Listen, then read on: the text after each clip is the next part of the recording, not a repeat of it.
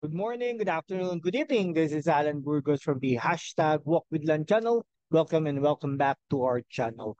All right, so let us just honor our subscribers. Tatlo na lang po, magsi 6,200 subscribers na tayo.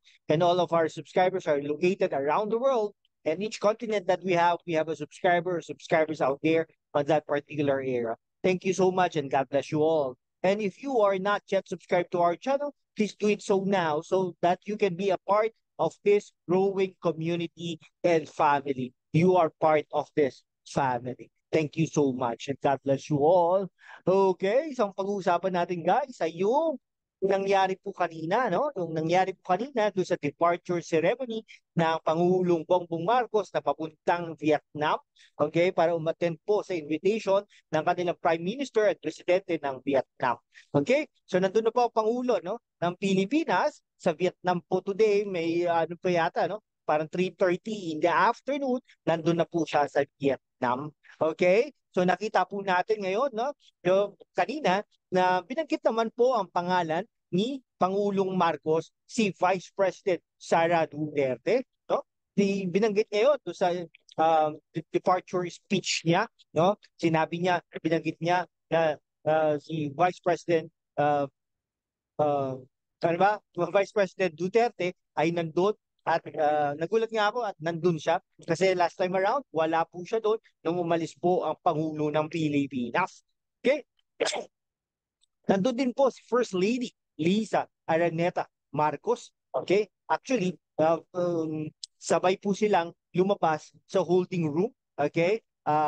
Si President Bongbong Marcos sa kanyang sa stage at nagsalita at dumiretso naman po si First Lady Liza Araneta Marcos sa kanyang upuan sa harapan nakatabi naman ni Vice President Sara Duterte. Kaya lang, obvious napapansin ko at hindi sila nagpapansinan. No? In the past, ano po yan, magiling po yan dalawang yan, nagbeso-beso, etc. Nagkukwentuhan habang nag-uusap, habang nagsasalita si Pangulong Bongbong Marcos.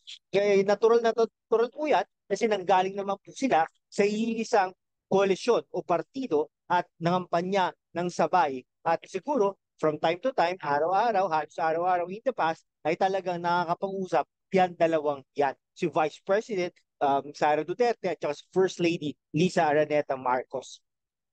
At saka parehas po silang abogado. Kaya naman nagkakaintindihan po talaga sila in terms of laws, in terms of words, okay? In terms of terms, something like that, no? So nagkakaintindihan po sila. So talagang hindi naman nakakapagkaka in the past, talagang maghiliw sila sa isa't isa.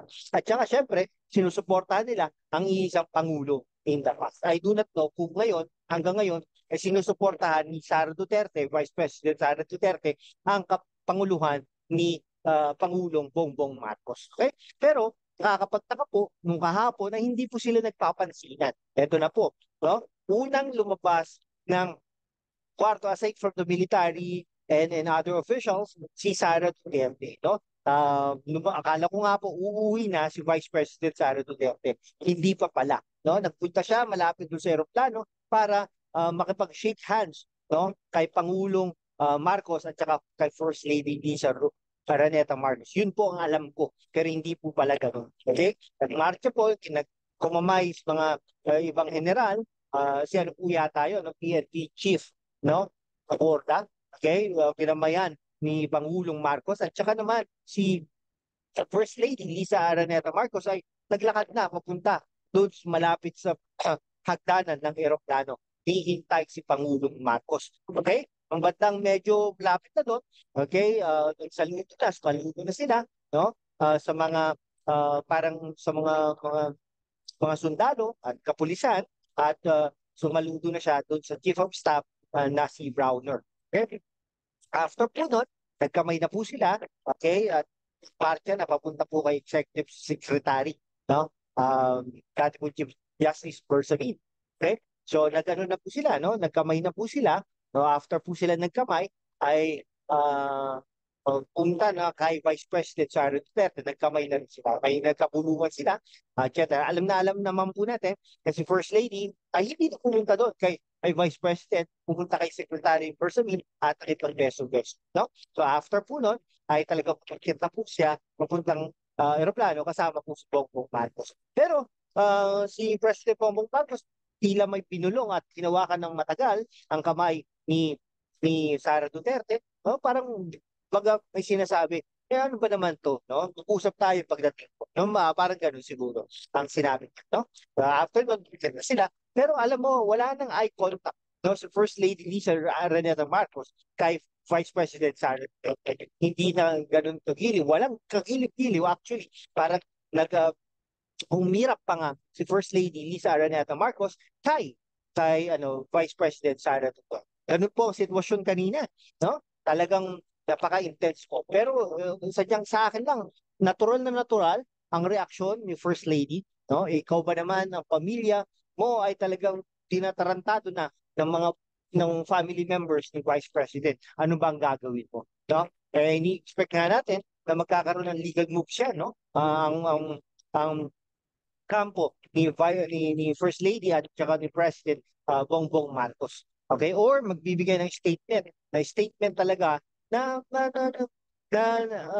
pinapabulaanan niya mga sinasabi ni Pangulong Digong Duterte. No? Pero ako, sinasabi ko nga po, dapat magkaroon ng utang na loob Pangulong Marcos sa mga Duterte kasi nangyari nga yung para sinasabi ni Amy Marcos, di ba? Kaya lang, nung napakinggan ko ang mga statements ng mga Duterte last time around, yesterday po ay parang kabastos naman itong mga to, no?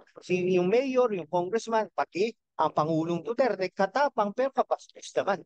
No? Actually, hindi po binoto si Digong Duterte noong 2022, 2016. Baga, no? Pero nanalo po kaya sinuportahan natin. Pero hindi ko po siya binoto. Okay. Pero noong 2022, binotong po si Bongbong Marcos at Sara Duterte dahil po sa unity. Dahil po, in a way, loyalista naman. Diba? Ang aming pamilya in the past. Okay? So, talagang binoto natin yan. No?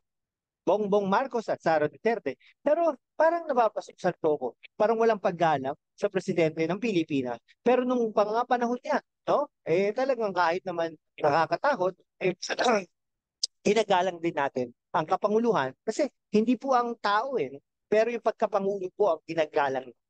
Okay? So natural na natural. Kayo po ba, no? Okay lang po ba na hindi pinansin ni First Lady Lisa Araneta Marcos si Vice President Sara Duterte? Kayo po sumagot pa yan. Kaya dito na lang po. Maraming salamat po sa inyo. Hanggang sa muli. God bless you all. Kung hindi ka pa nakapag-subscribe, mag-subscribe ka na kaibigan para maging parte ka ng ating pamilya na dumadaan. Salamat po ng marami. God bless you all po.